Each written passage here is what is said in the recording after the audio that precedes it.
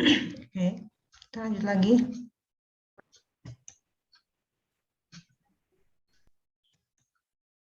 Nah, kalau kita sudah berbicara tentang manfaat tentang manajemen strategi, berarti pasti ada manfaatnya ya. Nah, manfaat manajemen strategi ini diantaranya adalah memberi arah pencapaian tujuan strategi, tujuan organisasi, kemudian mengantisipasi perubahan, kemudian membantu memikirkan kepentingan berbagai pihak, kemudian meningkatkan keterlibatan berbagai pihak, menghindari tumpang tindih kegiatan, meningkatkan efektivitas dan efisien.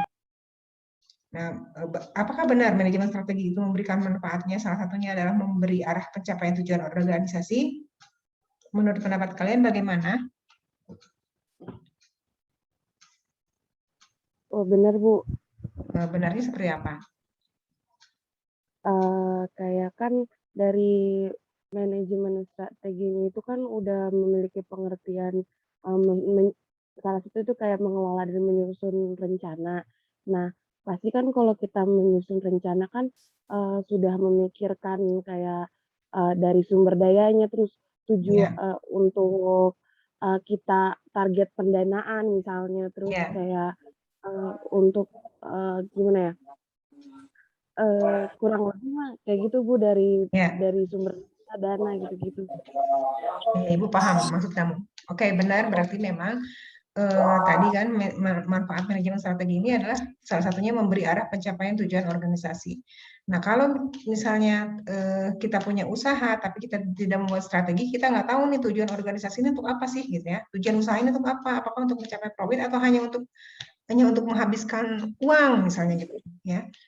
Nah, tapi dengan adanya strategi, dengan adanya manajemen strategi, maka kita sudah jelas nih bahwa tujuan organisasi ini mau kemana nih. Arahnya sudah jelas nih pencapaiannya gitu. Terus, oh ya, sebelum ke sini tadi Ibu memberikan pertanyaan yang tadi bedanya apa strategi dan teknis itu tadi bedanya gimana, contoh nyatanya mana? Tadi siapa yang memberikan jawaban ya? Yang contoh nyata dari strategi dan taktis. Ada yang mau memberikan jawaban nggak? Atau memberikan masukan atau Izin mengklarifikasi atau izin apa jawab, namanya? Bu. Hah? Saya izin jawab, coba Ya, jawab. siapa nih? Gina, Bu, Melanie Regina. Kayak Gina. Oke, silakan menjawab. Tadi kayak perbedaan dari strategi dan teknis ini ya, Bu, ya. Nah, kalau menurut saya, kalau untuk teknis ini tuh kayak bersifat dia tuh langsung ke implementasinya, Bu. Kayak misalnya kalau kita ambil contoh dari seorang guru, uh, dia harus memikirkan teknisnya tuh gimana sih cara ya, agar misalnya guru TK gimana sih agar murid-murid itu memperhatikan dan mereka tuh nggak gampang bosan belajarnya. Nah, pastikan guru-guru tersebut menyediakan media-media pembelajaran yang menarik. Nah, kalau untuk strateginya sendiri ini tuh, Siapa yang main handphone? Yang main handphone siapa? Kecilin. nah, Beda saya lanjut baca. Bu. Untuk strateginya sendiri itu kalau menurut saya kayak dia tuh lebih ke metode atau pola-pola perencanaan yang ada. Jadi contohnya itu seperti mereka seorang guru ini tuh merencanakan apakah misalnya nanti kalau selagi belajar apakah nanti membuat sebuah diskusi kecil terus atau kita membuat kuis tanya jawab seperti itu kira-kira kalau dari saya.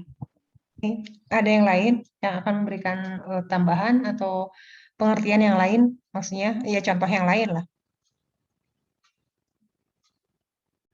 Apa ada yang memberikan tambahan lagi untuk Gina yang sudah memberikan jawaban? Jawaban Gina itu betul. Kalian semua berarti sudah paham ya. Tadi bedanya strategi dengan taktik atau teknis. Jadi artinya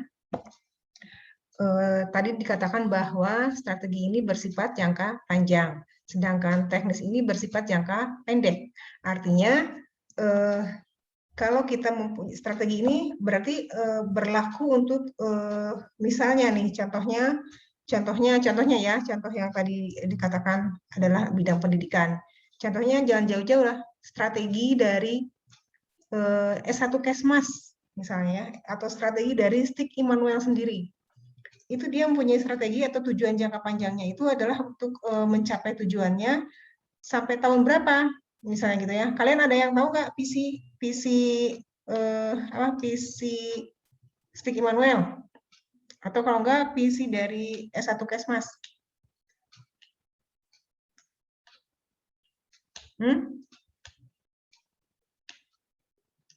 Nggak ada yang tahu. Misalnya gini nih, kalau strategi itu dinyatakan dengan kalimat, manajemen strateginya itu misalnya dinyatakan dengan narasi misalnya, bahwa Stik Immanuel misalnya, ini contoh ya, ini belum tentu Stik Immanuel. Misalnya Stik Immanuel, misalnya tahun 2030 atau tahun 2035 itu menjadi Institut Kesehatan Immanuel misalnya. Itu adalah jangka panjang. Berarti itu namanya strategi ya, rencana strategi kan gitu. Nah kemudian taktisnya gimana nih? Taktisnya gimana? Taktisnya adalah misalnya untuk kita akan melihat bahwa menjadi institut ini harus persyaratan apa yang dibutuhkan, gitu kan? Yang persyaratan dibutuhkan misalnya, Stiki ini kalau mau menjadi IKI harus mempunyai lahan yang misalnya sekian ribu meter misalnya. Nah sekarang Stiki punya berapa? Misalnya Stiki sudah punya 3.000 meter. Nah berarti nih dari segi fasilitasnya berarti harus dicapai dalam waktu sampai tahun 2035 itu dia harus mencapai sekian ribu meter yang sesuai dengan persyaratan. Berarti tahun sekarang kita harus menambah luasnya menjadi misalnya menambah 3.000 meter.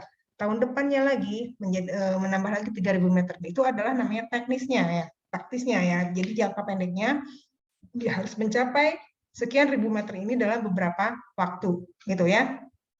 Seperti itu. Itu dari segi fasilitas, gitu ya. Kalau yang lainnya pasti ngikutin lah, gitu. Dari persyaratan yang lainnya. Nah, tadi yang disampaikan oleh Gina tadi terkait dengan pembelajarannya, bahwa misalnya tujuan dari pembelajaran itu sendiri apa sih? Contohnya juga nggak usah jauh-jauh, sekarang kita belajar manajemen strategi aja ini ya. Gitu kan dari awal di RPS itu adalah namanya, RPS itu apa? Rencana Pembelajaran Semester. Kalau kita anggap bahwa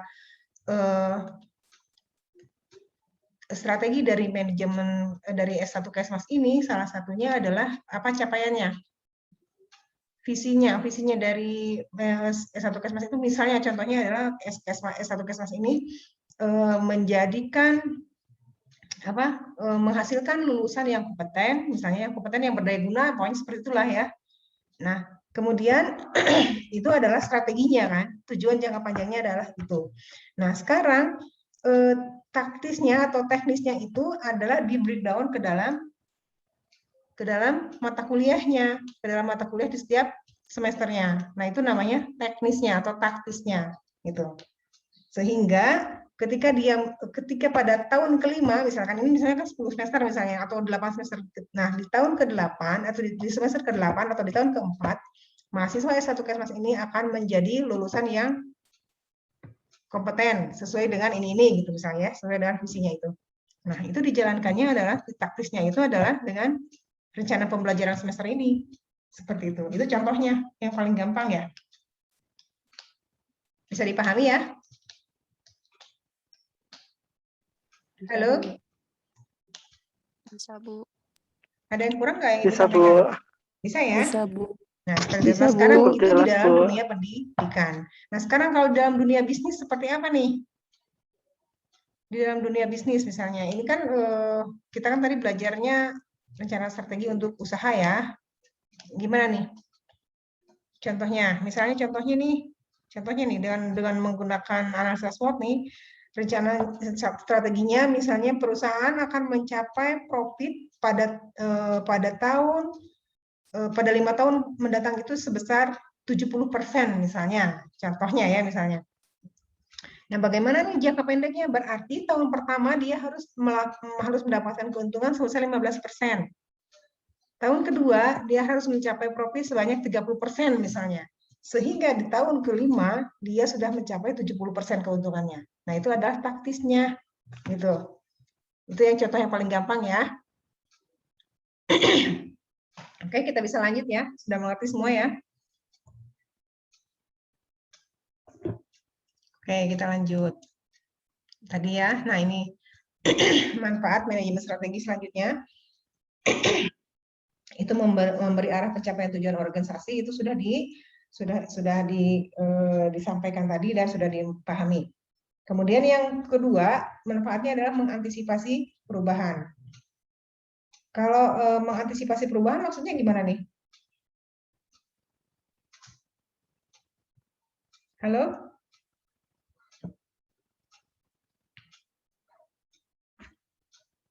Bagaimana nih salah satunya manfaat manajemen strategi ini mengantisipasi perubahan? Gimana? Hai? Izin menjawab, Bu. Ya, Izin menjawab. Oh, boleh. silakan. Satu-satu. Mungkin Siapa dulu? Siapa kalau dulu? Siapa dulu nih yang jawab? ya udah saya dulu, Bu. Gina, Oh. Bu, Gina. Ini masih Kalau Gina? menurut saya, iya, Bu. Oke. Kalau menurut saya, paling kayak misalnya kalau di suatu organisasi ya, Bu, ya. Kalau biasanya kalau mau buat suatu acara, pasti kan kita masukin kayak ada dana terduga gitu, Bu, biasanya, Bu. Nah, itu kalau kayak itu kan berarti kita udah siap untuk mengantisipasi perubahan, Bu. Nah, bisa juga mengantisipasi perubahan ini tuh kayak target SDM yang kita mau tuh nggak sesuai. Jadi kita ada beberapa bikin plan A atau plan B gitu, Bu, kurang lebihnya. Oke. Ya, terus kemudian siapa lagi tadi? Izin menjawab, Bu. Ya, siapa ini? Ya, Yamuna Ajay dari kelas konversi, Bu. Ya, so. Untuk mengantisipasi perubahan, menurut saya sih, Bu, ya, lebih ke perusahaan punya plan B. Artinya ketika plan A mereka tidak berhasil ataupun misalkan tidak mencapai target, mereka bisa beralih ke plan yang berikutnya atau plan B. Paling itu aja sih, Bu. Jadi mereka punya strategi cadangan gitu, Bu. Oke. Paling itu, Bu. Ya. Jadi artinya tadi dengan melakukan analisa eksternal dan internal, maka kita bisa melakukan minimalisasi resiko. Jadi di sini mengantisipasi perubahan itu terkait dengan manajemen resiko, gitu ya. Jadi strategi yang tadi dibilang, oh ya ini plan A dan plan B, oke, betul. Karena itu harus dimasukkan di dalam perencanaan, sehingga dalam melaksanakan strategi ini resiko-resiko yang akan terjadi atau perubahan-perubahan yang memang tidak bisa diduga itu juga bisa diantisipasi sekecil mungkin gitu. Gitu ya, seperti itu. Kemudian yang ketiga, manfaat manajemen strategi adalah membantu memikirkan kepentingan berbagai pihak. Iya nggak? Membantu memikirkan kepentingan berbagai pihak, meningkatkan keterlibatan berbagai pihak, menghindari tumpang tindih kegiatan, meningkatkan efektivitas dan efisiensi. Benar nggak nih semuanya? Bagaimana caranya membantu memikirkan kepentingan berbagai pihak? Ada yang memberi masukan?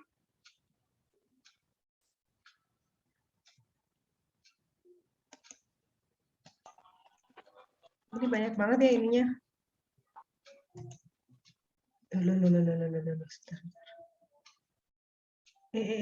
Salah.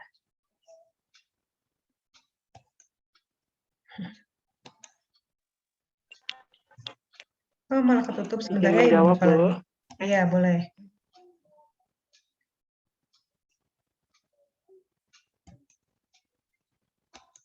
Oke, siapa yang menjawab tadi? Saya Bu, Yamuna Ajay dari kelas konversi. Oke. Ya, memikirkan kepentingan banyak pihak, artinya pada saat pada saat satu perusahaan membuat strategi, mereka harus memikirkan banyak pihak, misalkan mulai dari orang-orangnya, terus perusahaannya itu sendiri, terus lingkungannya. Nah itu harus apa namanya tidak boleh dirugikan istilahnya. Jadi mereka harus menikmati manfaat-manfaat yang dihasilkan dari manajemen strategi yang dibuat oleh perusahaan tersebut. Jangan sampai ada satu atau dua pihak yang dirugikan. Seperti itu, Bu. Ya, oke, betul sekali. Jadi ketika kita mendirikan suatu perusahaan juga pasti karena itu juga satu peluang kan. Satu peluangnya itu apa? Ya peluangnya salah satunya adalah dengan adanya pelayanan kita, maka orang lain akan merasakan hasil dari produk yang kita hasilkan tadi. Itu ya. Itu kemudian meningkatkan keterlibatan berbagai pihak. Gimana nih maksudnya?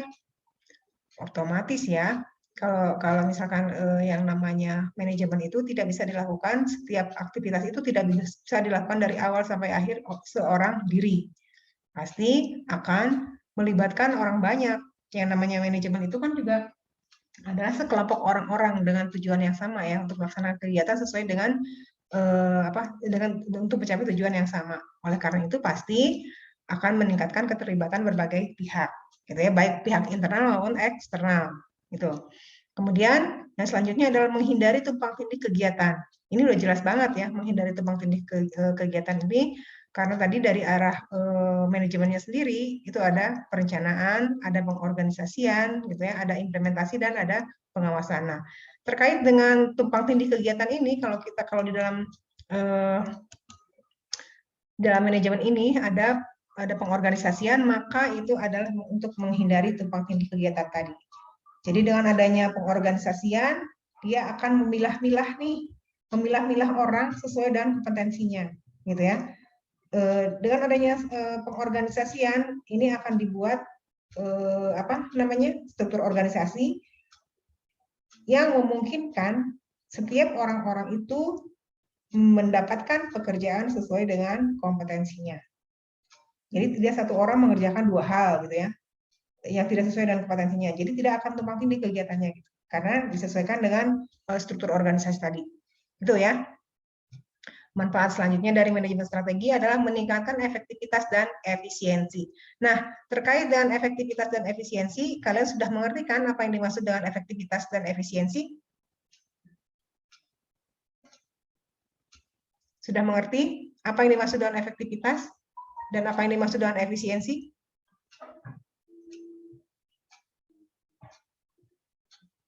Halo? Ada yang mau jawab nggak?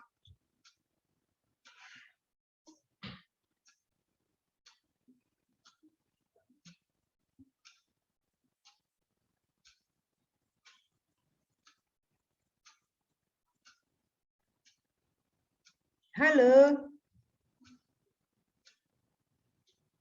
Kok ada yang jawab ya? Masih lihat-lihat ini ya? Masih nyari-nyari ya? Masih browsing-browsing gitu ya? Apa yang dimaksud dengan efektivitas dan efisiensi?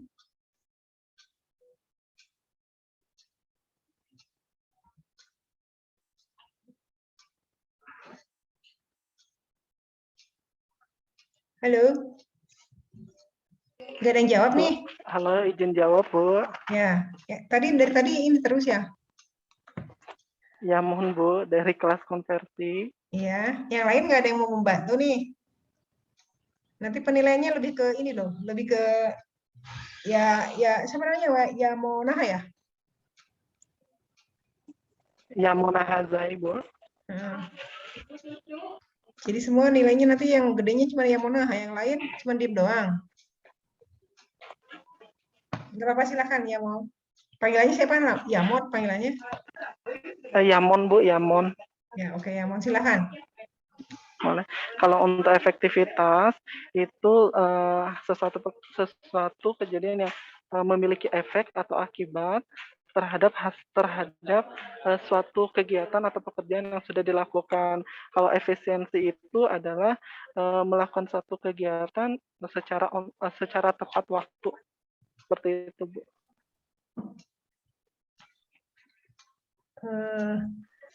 Kalau efisiensi itu berarti terkait dengan tepat waktu gitu ya. Kalau efektif tadi tepat apa? Waktu, betul. Efektif lebih ke efeknya atau efek atau akibat dari kegiatan kita, Bu. Contoh nyatanya, contoh konkretnya gimana?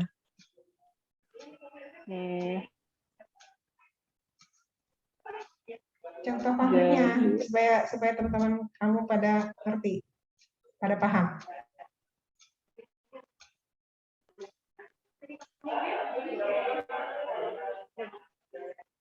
Contoh konkretnya kalau efektivitas ini, contoh konkretnya dalam kehidupan nyata seperti apa? Kalau efisiensi ini, contoh konkretnya dalam dunia nyata seperti apa? Kalau menurut pengertian kamu yang tadi disampaikan, itu benar. Tapi apakah itu dipahami nggak sama teman-teman kamu? Kalau jadi maksud ibu gini, ketika kita membuat pengertian dari satu ya seperti ini, pengertian efektivitas dan efisiensi, ibu senangnya kalian itu memberikan contoh-contoh nyatanya sehingga ketika ibu bertanya apa sih pengertian efektivitas, nah kalian itu langsung peng gitu ya, langsung peng, oh contohnya adalah ini, jadi kalian membuat narasinya sendiri gitu. Sebentar. Oke, siapa lagi yang akan memberikan jawaban tadi dari pertanyaan ibu yang dimaksud dengan efektivitas dan efisiensi?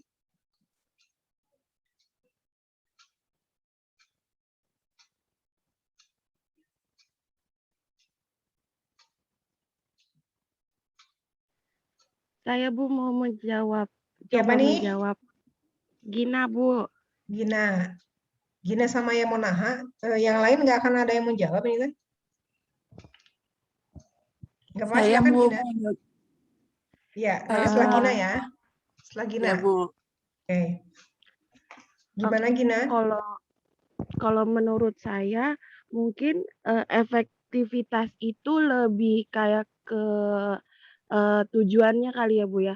Jadi lebih menitik beratkan ke pencapaian tujuannya atau targetnya itu udah sesuai.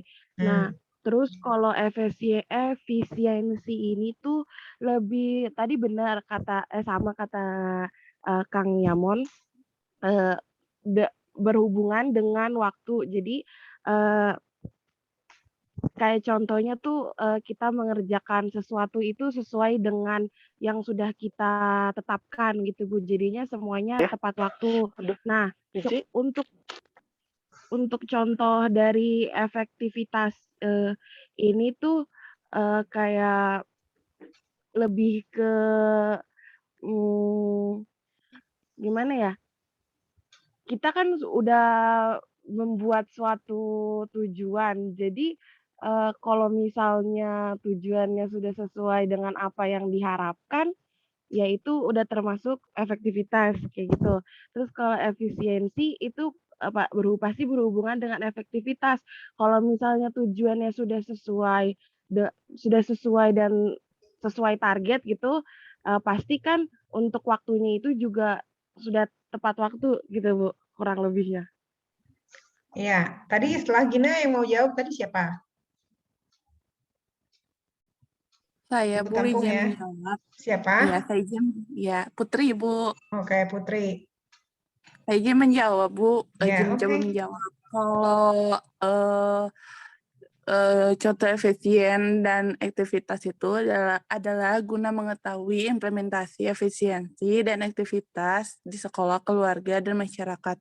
Maka berikut akan disebutkan. Contohnya kamu itu baca seperti, atau apa? jadi kayak jadi saya penangkapan saya sendiri Bu gitu. Nah, sok. Nah, contohnya itu seperti membawa contohnya itu seperti guru menerangkan dengan bantuan teknologi berupa monitor dan LCD. Jadi kalau misalkan muridnya tidak mengetahui, tapi gurunya akan menjelaskan dari awal sampai akhirnya untuk memberitahu penjelasannya dan pengertiannya dan penjelasannya Bu, begitu. Nah, kalau untuk selanjutnya Kayaknya yang saya dapatkan cuma segitu, Bu. Tapi untuk dari keselanjutannya saya mengikuti dari Kang tadi. Ya, mohon. Iya, Tepat waktu gitu. iya Ibu, tepat waktu. Oke. Yang lain ada lagi?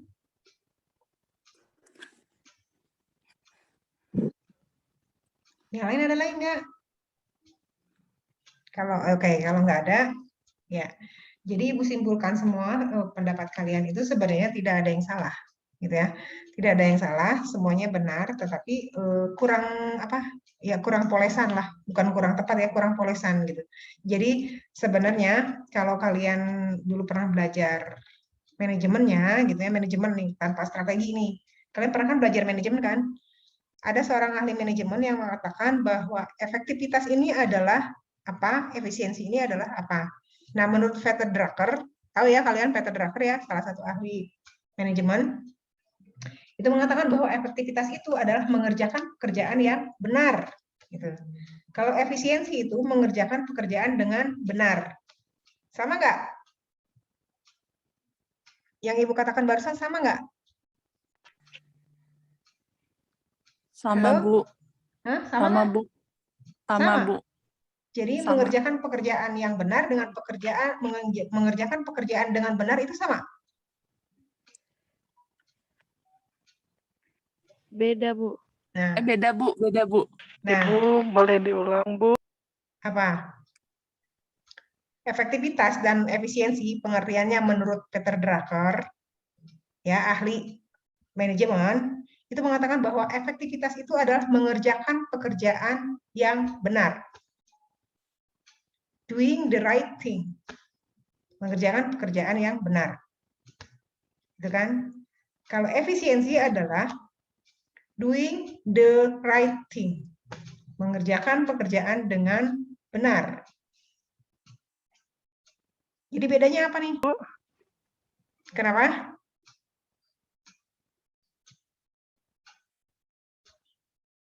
Kenapa?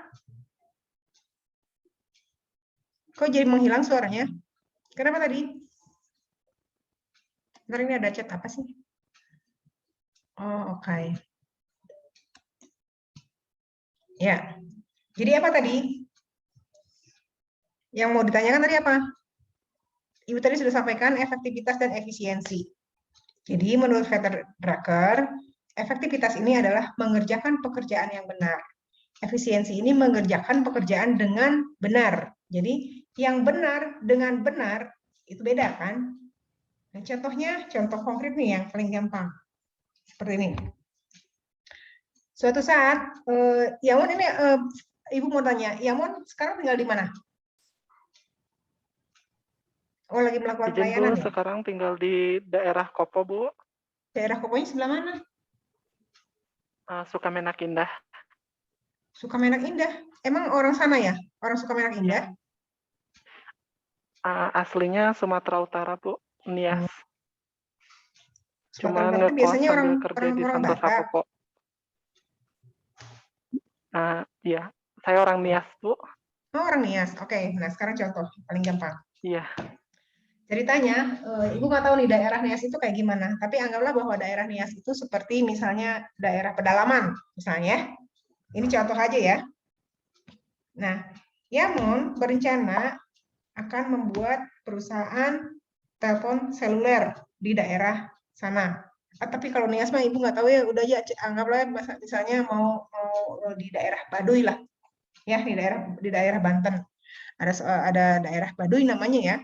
Ada suku Baduy namanya. Nah, orang-orang Baduy itu mempunyai perilakunya itu adalah tertutup gitu ya, tertutup dari dunia luar.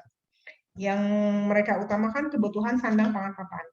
Nah, suatu saat Yamon ini mau membuat perusahaan telepon seluler di daerah Baduy tersebut, gitu ya. Gitu ya. Contohnya nih, contoh nyatanya. Padahal dia tahu bahwa kebutuhan di sana itu bukan itu. Kebutuhan utama mereka itu adalah sandang, pangan, papan. Kemudian yang kedua, informasi yang dia dapat bahwa sinyal di sana itu jelek. Penerimaan sinyalnya itu jelek gitu, ya. Nah, tetapi Yamon ini memaksakan kehendaknya, saya tetap harus bikin perusahaan telepon seluler, saya harus menjual produk itu di sana. Nah, menurut kalian, pemikiran Yamon ini gimana? Efektifkah? Efisiensikah? Yang mana ini? Atau bagaimana pendapat kalian?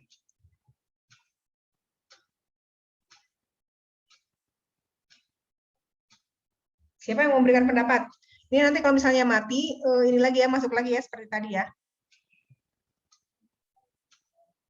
Siapa yang memberikan pendapat ya?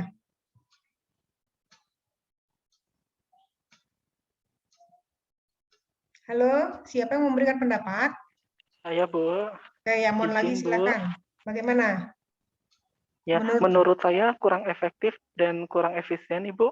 Karena Bagaimana? untuk daerah tersebut saat ini kan butuhnya bukan elektronik, butuhnya pangan gitu, Bu. Jadi menurut saya pekerjaannya tidak dilakukan dengan benar ataupun tidak melakukan pekerjaan yang benar.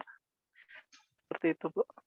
Nah, terkait dengan pernyataan Jadi itu, kurang efektif dan efisien. kurang efektifnya gimana tadi terkait dengan kebutuhannya ya, bahwa itu memang tidak dibutuhkan Iya. sebenarnya ya, telepon seluler. Karena Betul. apa? Karena yang tadi kebutuhan utamanya adalah sandang, pangan, papan, gitu ya. Kemudian yang kedua, tidak efektifnya itu karena apa? Karena mereka itu perilakunya adalah lebih tertutup gitu ya, tertutup dari dunia luar, sehingga dia tidak membutuhkan itu sambungan keluar gitu ya. Dia tidak membutuhkan terhubung ke dunia luar dengan telepon seluler misalnya. Nah, itu artinya itu tidak efektif. Kemudian tidak efisiensinya kenapa?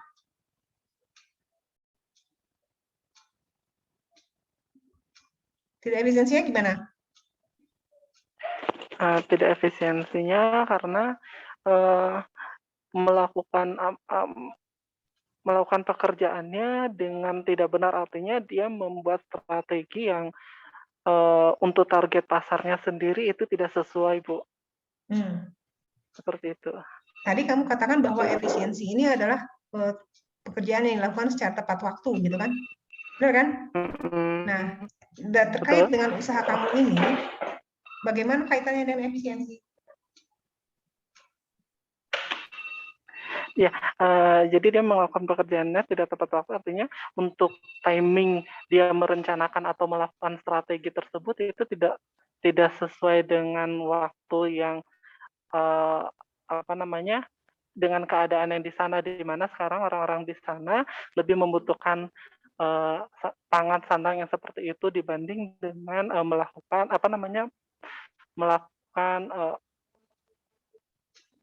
perusahaan yang bergerak di bidang elektronik seperti itu, Bu. Oke. Ada lagi yang mau ngasih masukan? Oke, ini waktunya terus berjalan ya. Ibu kasih penjelasan lagi. Telepon dari Manawi.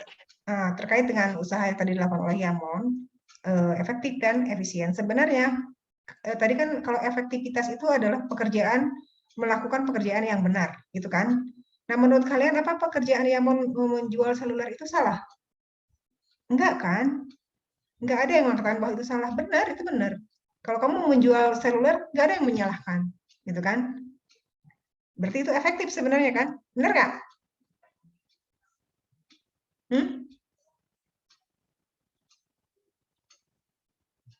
Gimana pernyataan Ibu barusan? Benar nggak? Bahwa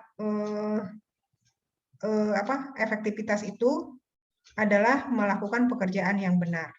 Nah, Yamon mau menjual telepon seluler membuat perusahaan seluler di daerah Baduy. Salah nggak?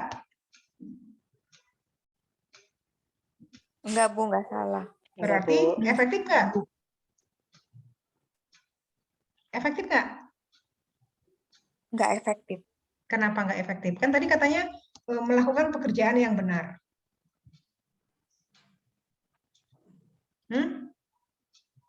Katanya tadi melakukan efektivitas itu adalah melakukan pekerjaan yang benar. Yamon mau membuat perusahaan telepon seluler di daerah Badung. Salah nggak? Benar nggak? Nggak ada yang bisa menyalahkan kan? Benar, semua juga nggak ada aturan yang mengatakan bahwa kamu salah lo membuat itu, enggak. Berarti sebenarnya ketika Yamon membuat perusahaan telepon seluler di daerah Baduy ini sebenarnya efektif. Karena memang tidak salah, benar gitu kan. Hanya dari segi efisiensinya itu tidak benar gitu. Ya. Dia melakukan pekerjaan yang benar tapi dia melakukan pekerjaan tidak dengan benar. Gitu kan? Benar nggak? Itu perbedaannya hanya satu kata tapi jauh gitu ya. Dia tidak melakukan kegiatan yang efisien.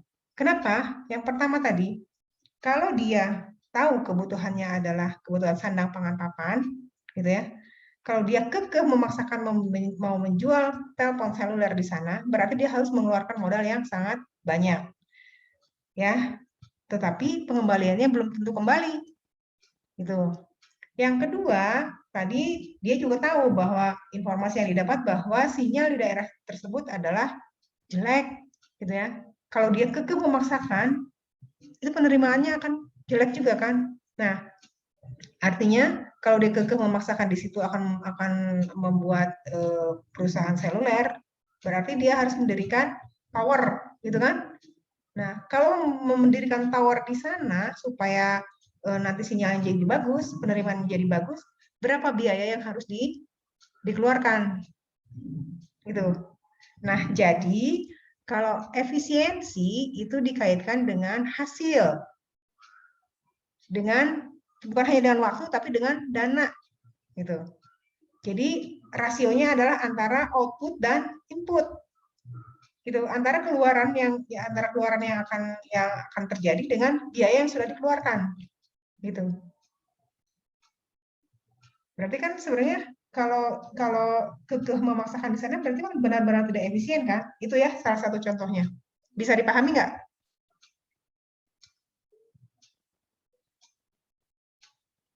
Bisa dipahami nggak perbedaan antara efektivitas dan efisiensi?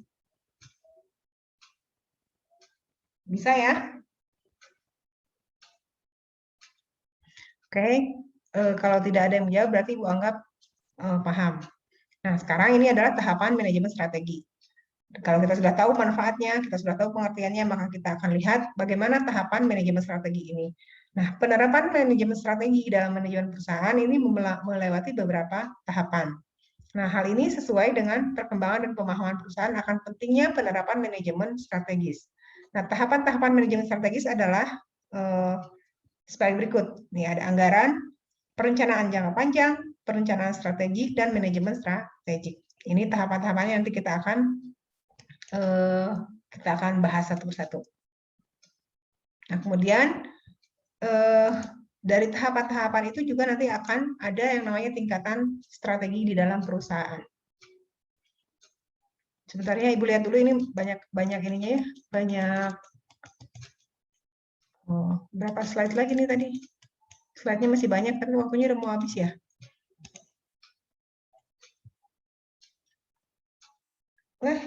Tinggal 12 menit lagi nih. Nah, ini aja. Harus dipercepat ya. Nah ini tingkatan strategi dalam perusahaan ini ada yang namanya corporate strategi. Corporate strategi ini adalah strategi yang tingkat atas, maksudnya tingkat corporate ya. Tingkat corporate itu berarti di tingkat pimpinan yang akan menentukan strategi di tingkat pimpinan, gitu ya. Kemudian ada tingkatan yang kedua adalah bisnis strategi. Nah, bisnis strategi ini adalah terkait dengan tingkat divisi. Tingkat divisi. Kalau ini berarti tingkat kalau ini tadi pimpinan itu tingkat direktur ya. Kalau ini mungkin tingkat manajer lah. Manajer A, manajer B, misalnya ini bisnisnya misalnya terkait dengan apa namanya? Kalau di rumah sakit ini misalnya bisnis strateginya ini misalnya rawat jalan, rawat inap gitu ya. Seperti itu. Nah, ini adalah divisi rawat jalan atau ini divisi rawat inap misalnya, gitu ya. Ini adalah tingkat bisnis, strategi tingkat bisnis.